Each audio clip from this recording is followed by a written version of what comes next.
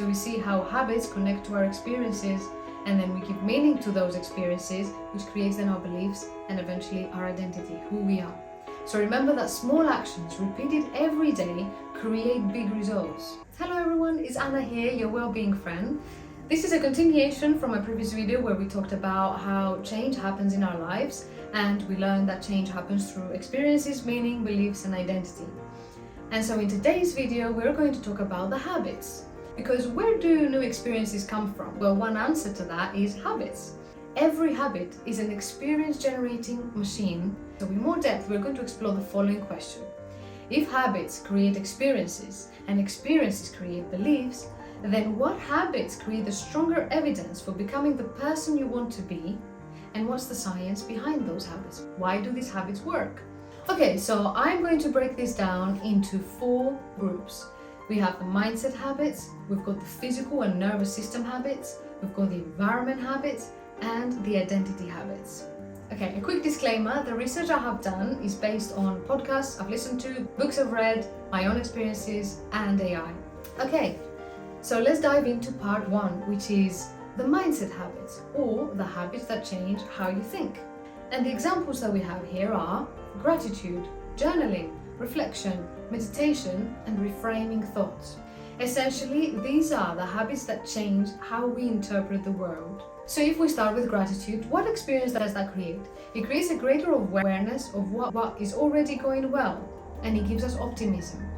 And eventually by doing this, what it teaches our brain is that we can notice opportunities. There are opportunities there to notice. There is abundance, there is positive experiences, instead of constantly worrying and scanning the world for problems and negative feedback.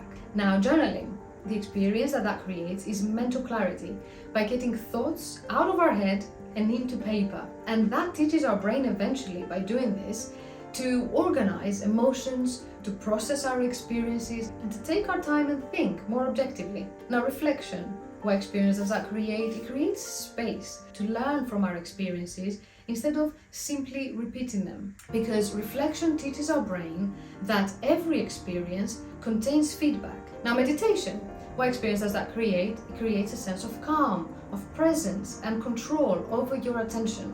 Then that teaches our brain that our thoughts don't have to control our actions. We can observe the thoughts and not react. Reframing thoughts. Now, the experience that creates is, it creates resilience by us finding empowering perspectives during challenges in life. So it teaches our brain that we can interpret setbacks as temporary. It's not going to last forever. We can solve them, and they are part of growth rather than signs of failure. Now on to part 2, so habits that change how we feel. So the physical habits or nervous system habits. Examples here are sleep, exercise, walking, sunlight, breath work. This connects to our emotions, and our emotions obviously influence our meaning. So taking as example sleep, what experience does that create? It gives us energy. When we sleep, we feel better, we feel more emotionally stable, and we have more mental clarity. And so it teaches the brain that the recovery we get from sleep is essential for performance. We see that then we can perform better, learn easier, and have more resilience. The habit of exercising, right? So we all know that creates feelings of strength, of vitality, of accomplishment. And it teaches the brain that discomfort can lead to growth and that our body is capable of adapting. A simple habit of walking, that creates mental space. It reduces stress. We can take the time to think. And that teaches the brain to regulate stress naturally and process thoughts more effectively just by taking ourselves on a simple walk. Now, sunlight. Of course, sunlight creates improved mood and alertness, and it teaches the brain to align with natural energy cycles, and it also supports our focus and our sleep. Now, breath work. So this creates an immediate sense of calm and control during stressful moments. And this teaches our brain that our psychological state can be changed intentionally, and it reduces our stressful responses. Now on to part 3, habits that change your environment. So environment habits. The examples we have here is putting our phone in another room, preparing our gym clothes for the next day, meal prepping, unfollowing negative accounts, and spending time with growth-minded people. Now, the habit of putting our phone in another room, especially when we know that we are being easily distracted. What experience does it create if we put our phone in another room? Well, it creates fewer distractions and deeper focus, and it teaches our brain that constant stimulation isn't necessary and that sustained attention is rewarding. Now, the habit of prepping gym clothes.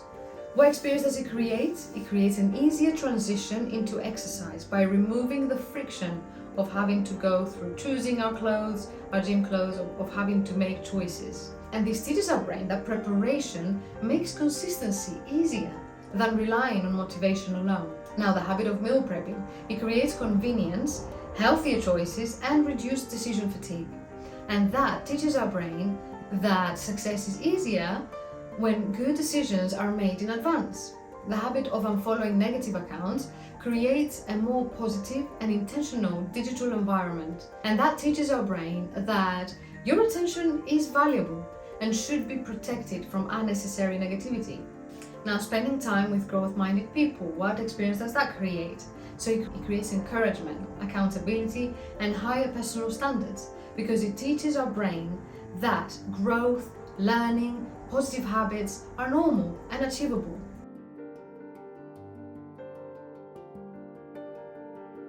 And we move on to the last part, which is habits that change your identity. And examples here are reading every day, going to the gym consistently, publishing one video every week in my scenario, keeping promises to yourself, right? So for example, publishing one video every week, the experience that creates to a creator is that it creates confidence through consistently sharing your work despite uncertainty. And what it teaches the brain is that you are someone who creates, follows through, and improves through action. Now, the habit of reading every day, that simply creates continuous learning and intellectual growth.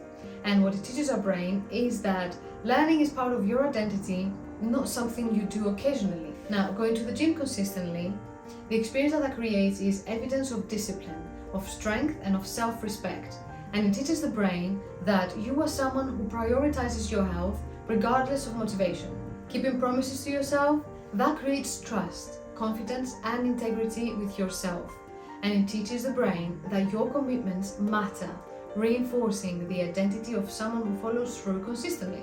So we see how habits connect to our experiences, and then we give meaning to those experiences, which creates then our beliefs and eventually our identity, who we are. So remember that small actions repeated every day create big results. Alright everyone, if you enjoyed this video, consider leaving a like and subscribing for more content like this. Thanks for watching, and I will see you on the next one. Bye!